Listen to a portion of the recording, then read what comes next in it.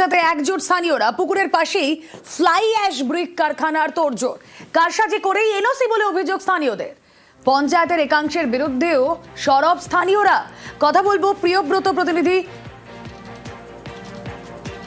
প্রিয়ব্রত থাকবেন আমাদের সঙ্গে, কিন্তু তার আগে কি বলছেন স্থানীয় বাসিন্দারা শুনবো।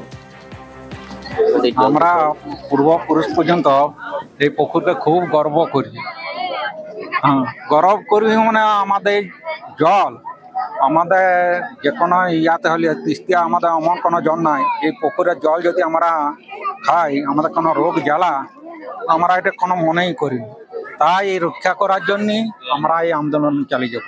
আর কারখানা আমরা কোনো মতেই হতে দেবো না। তাতে মরতে হয় মরবো, জীবন যাই যাবে।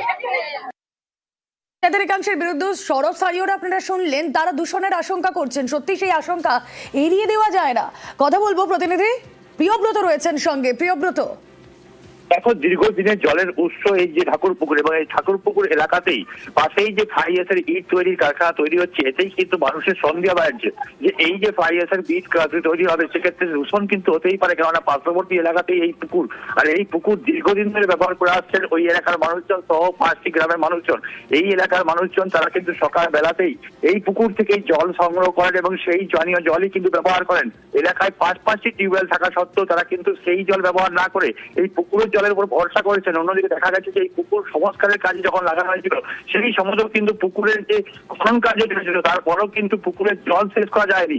অন্যদিকে এই পুকুরের যে জলের যে বৈশিষ্ট্য থাকা উচিত, যে গুণমান থাকা উচিত, সেই গুণমানের ক্ষেত্রেও কিন্তু এই পুকুরের জল দেখা গেছে যে আদর্শ জল হওয়ার ক্ষেত্রে যে পরিমাণগুলো থাকায় সেগুলো কিন্তু পরীক্ষা করা হয়েছে।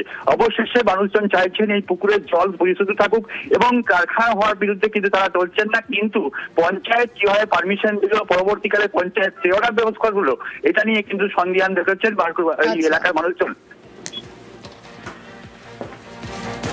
ফ্যাক্টরিটা আমরা 1 বছর আগে পরিকল্পনা করি এখানে করবো বলে। লোকাল পঞ্চায়েত থেকে ট্রেড লাইসেন্স নিয়েছি যথারীতি নিয়ম মেনে। পলিউশনের এনওসি আসে আমার কাছে, লোকাল বডি সবাই জানে। আমার মিসেসের নামে ফ্যাক্টরি কনভার্সন করা আছে প্রায় 2 বছর আগে। আর আমরা সত্যি বলতে ঠাকুরপুকুরের জল যে দূষণ হবে আমি তার পক্ষপাতে আমিও নই। আমি সবসময় গ্রামের মানুষের পক্ষে। ফ্লাই অ্যাশ ব্রিক্স ফ্যাক্টরি যেখানে যা ডকুমেন্টস দরকার সমস্ত কিছু আছে এবং ডকুমেন্টের উপরে সর্বোপরি আমি চাইবো যে এখানে জলের দূষণ না হোক। যদি কোনো কারণে আমার ফ্লাই অ্যাশ ব্রিক্স থেকে কোনোদিন 1 ইঞ্চি দূষণ হয় আমি এখান থেকে ফ্যাক্টরি সরিয়ে পিছনে করে দেবো বা নিয়ে চলে যাবো। পঞ্চায়েতের পারমিশন হওয়ার আগে তো গ্রাম বডি মিটিংয়ে পাস হয় এনওসি ব্যাপারটা আমি গ্রামবাসীর দিকে বলি এবং তারা তখন জিনিসটা বুঝে যে এটার কি ব্যাপার।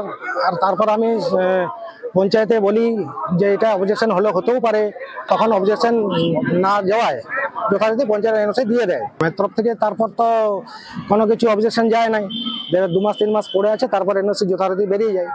বেরিয়ে যাওয়ার পর তারপর যখন আন্দোলন হয় আমাদের পঞ্চায়েতে আবার ফের অ্যাপ্লিকেশন পড়ে, তারপর যথাযথ প্রধান ব্যবস্থা নেই এবং স্টে অর্ডার করে।